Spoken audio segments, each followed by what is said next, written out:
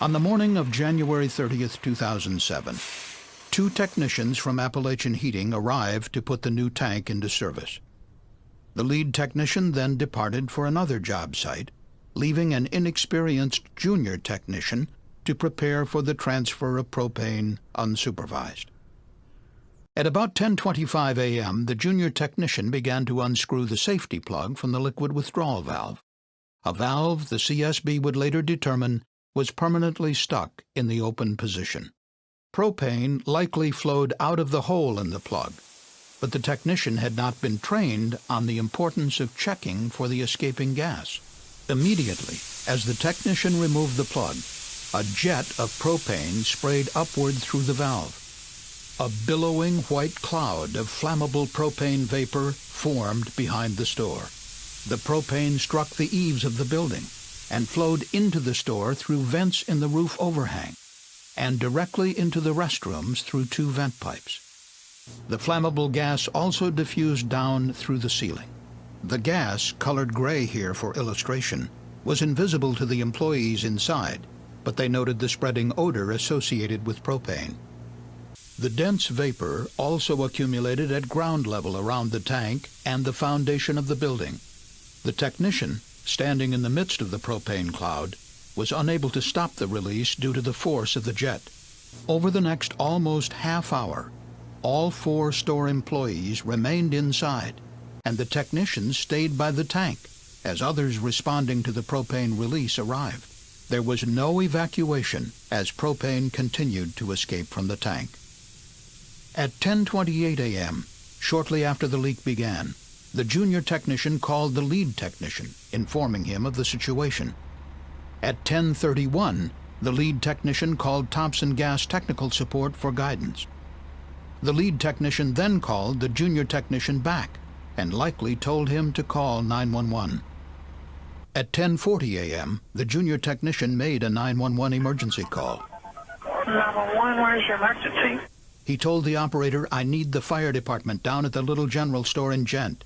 I've got a propane leak. I need their help to secure the area."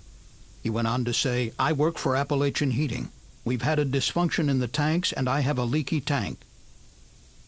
At 10:43 a.m., the county 911 operator broadcast the report of a propane leak. Raleigh Control, Station 110, Station 110, injury on Flat Top Road in Gent, the Little General, across from Flat Top Lake.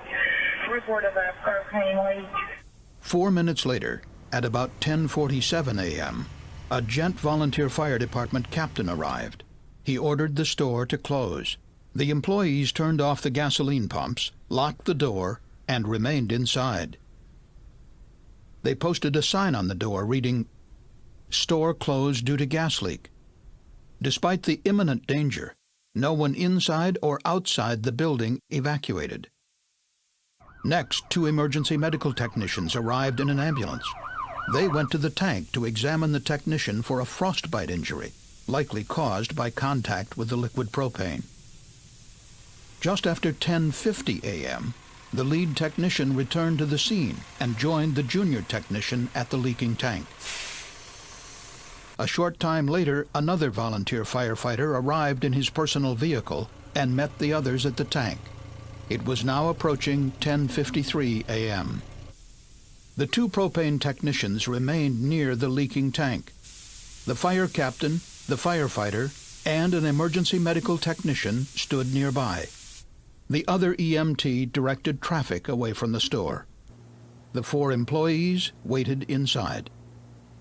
The captain told the firefighter, "Make sure everybody's out, okay?" But 30 seconds later, as the firefighter walked toward the store, the propane found an undetermined ignition source and exploded.